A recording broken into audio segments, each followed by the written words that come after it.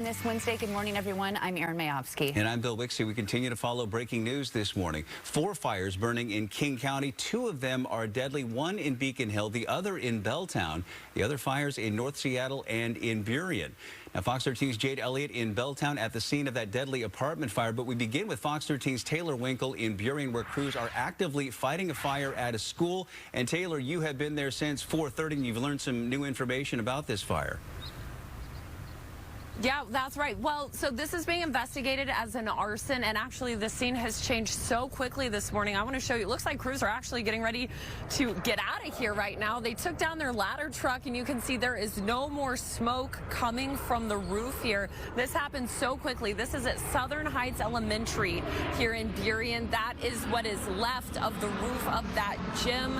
And this is after 7 hours of firefighting, dumping water on that. Firefighters say it was just really tough to extinguish it because of the material that roof is made out of. This is an older brick building with a older style conventional type of roof. It has a lot of insulation foam. The roof companies reported that the roof depth was anywhere from a foot to 2 feet thick, so they're having difficulty gaining access and punching through the roof. But you can see they did it. I mean, that fire started just before midnight, and this is what it looks like now. Thankfully, no injuries to report. Also, thankfully, it happened overnight instead of during the hottest part of the day, especially during a weather alert day like we're having now.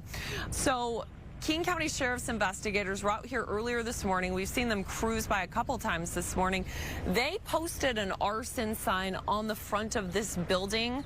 They are investigating it as an arson. We have reached out to King County to try to get some more information on that. We'll let you know when we hear back. In the meantime, this street is still blocked off. This is 14th Avenue South. As you can see, though, it looks like crews are getting ready to clear out of here, so hopefully the street opens up back soon.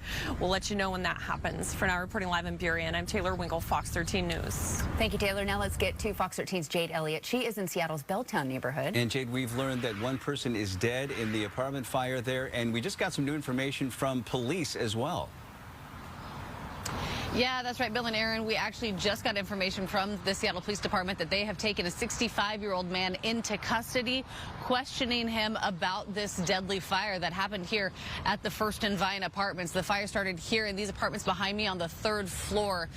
The fire then moved into the 4th floor of the building as well. When crews first arrived on scene this morning at about 2 a.m., smoke and flames were visible and coming from a 3rd floor unit. Then we also learned that one person died in this fire. 5 other people taken to the hospital with non-life-threatening injuries. Another person taken to Harborview with critical injuries. And about 50 others were assessed at the scene. PIO telling us it was kind of chaotic when fire crews arrived here because so many people were trying to get out of this apartment building. Ladder trucks helping pull people from the windows of this building on the 3rd and 4th floor, trying to get them out and to safety. Right now, the investigation's still underway in regards to just how this fire started. But like I mentioned, just confirming with Seattle Police just moments ago that one person, a 65-year-old man, has been taken into custody, being questioned for this deadly fire that happened here at this apartment building. We're told that people have been able to get back into their units on the 1st, 2nd, and 4th floors. That 3rd floor still, though, shut down because that is where the fire started, and the fire also spread into some common areas, into the hallways and things like that. So that floor is still shut down for people to enter back into. Red Cross on scene. They are helping people who need it at this time. But as I mentioned, investigation still underway into this fatal fire that happened here at the First and Vine apartment building. And then one person taken into custody, questioned right now for the fire as well. So as we continue to learn more, not only from fire investigators, but also from Seattle Police, we'll continue to keep you updated. Reporting live in Belltown, Jade Elliott, Fox 13 News. And we are also tracking another deadly fire this morning. This one at a house in Beacon Hill. John Hopperstead is on the scene right now. And John, good morning. What can you tell us about what's going on there? Well, guys, this third major fire Seattle firefighters have dealt with overnight and into this morning. They tell me right now they are stretched thin, but they did manage to put this fire out. Unfortunately, somebody did die here along 12th Avenue South, where this house is located here. And you can see the windows are smashed in here. There is a lot of fire damage, a lot of materials that were brought out here onto the lawn. You can see badly burned. It looks like most of this fire focused in on the living room here. This call came in around 5 o'clock this morning. We're right by the Maplewood playfields here on Beacon Hill, if you know that area. Firefighters say they got here. It only took them about 15 minutes to get this out. They do say another adult male in the house was able to make it out on their own, but they did get to the victim inside. Firefighters able to pull that person out. Unfortunately, they were pronounced dead here at the scene. 30 firefighters in all, though, battling this fire. And at this point, they tell me that a fire investigator will eventually come here to figure out what caused this fire.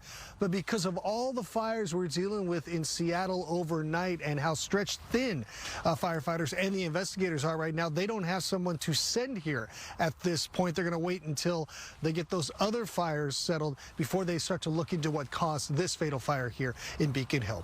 We're live in Seattle. John Hopperstead, Fox 13 News. Yeah, so incredibly dry, and also, you know, water is short in some areas. Yeah. In Mercer Island, the officials there telling folks to conserve water because the reservoir is so low, and they're concerned about a fire breaking out. They just won't have enough for the hydrants. I'll tell you what, yeah, it's tough times right now, especially with the very hot weather that we've had over the past few days. Now you're talking about needing that water to pour on some of these fires.